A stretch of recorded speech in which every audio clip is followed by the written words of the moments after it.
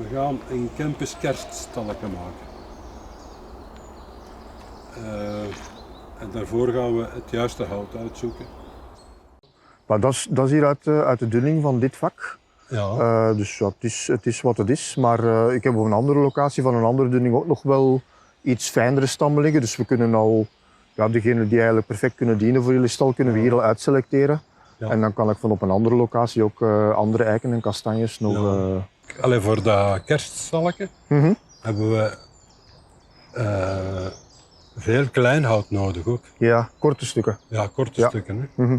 En zouden we daar, ik weet het niet, ik ga een keer iets vragen. Ja. Zouden we daar durven, bijvoorbeeld voor stijltjes van 95 centimeter, Ja. mogen we dan niet naast het hart werken?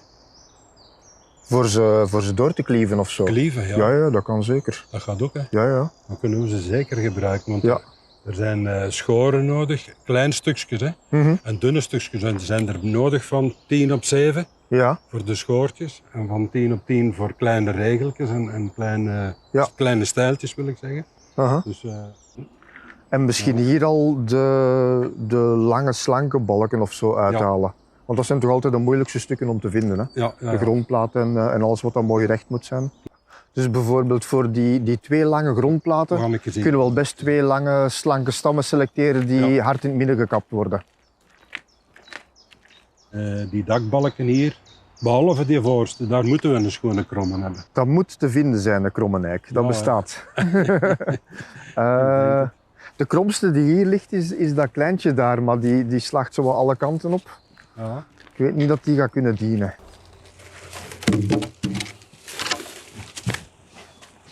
En als je die nu zo recht zet op zijn kant voor te zien, zie je daar een rechte lijn in.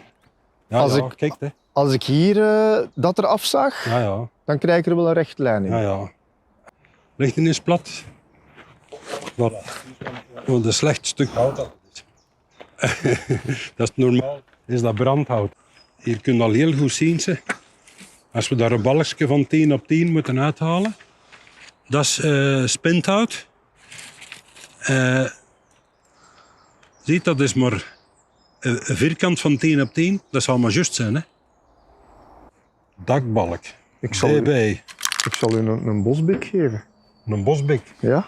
DB. Ja, DB.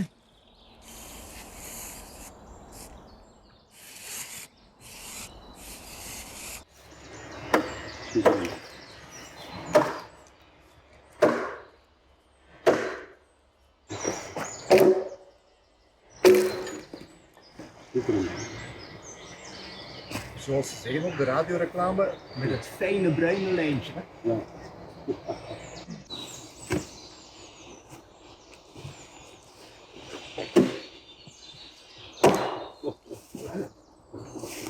Dat gedoe met die spieren. Voilà. Een beetje vooruit gaan.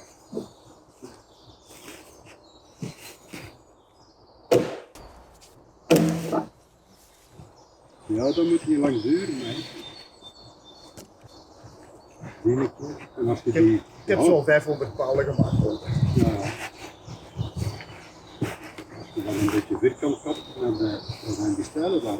Ja. En die mag zelfs een beetje draaien dan. Dat stelt je niet. Altijd toch voor die 4 binnenste. Ja. Dat is die ook niet makkelijk.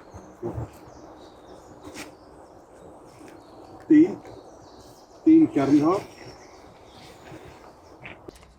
Dus nu hebben we al de 4 gebindstijlen. Die zijn al gekloven. Dat zijn die. Dus de 4 binnenste stijlen. En we hebben ook al die uitkraagbalk hier. Allee, ik noem dat zo'n beetje uit. Ik ben niet heel zeker van de naam. Hier is het wel duidelijk. Dat is een wandplaat. Die is genoemd naar het deel waar dat die op staat. Een plaat die staat op die wand. Dat is bijvoorbeeld de grondplaat. Die ligt op de grond. Verder hebben we hier nog stijlen. Kleine schoortjes, wandschoortjes. Een blokkeel hier. Dat is een verbinding tussen de wandplaat en de stijl.